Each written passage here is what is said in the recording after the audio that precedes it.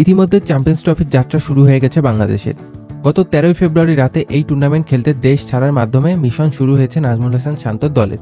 সংযুক্ত আরব আমিরাতে 20 ফেব্রুয়ারি ভারতের বিপক্ষে তারা খেলবে প্রথম ম্যাচ। চ্যাম্পিয়ন্স ট্রফি খেলতে বর্তমানে দুবাই অবস্থান করছে বাংলাদেশ দল। টুর্নামেন্টে গত আসরে সেমিফাইনালে খেলা টাইগার্সদের লক্ষ্য এবার শিরোপা জেতা।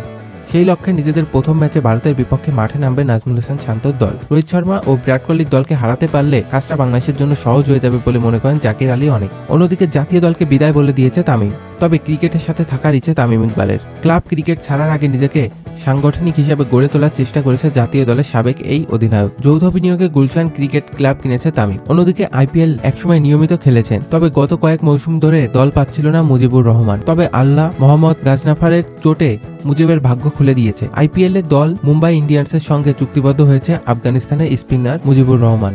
2025 সালে আইপিএল মাঠে গড়ানোর কথা ছিল 24 মার্চ।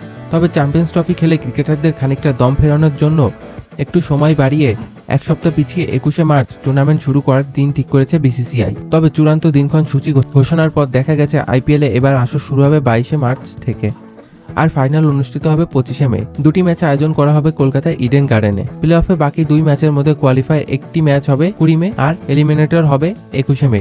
দুই ম্যাচই হবে হায়দ্রাবাদে।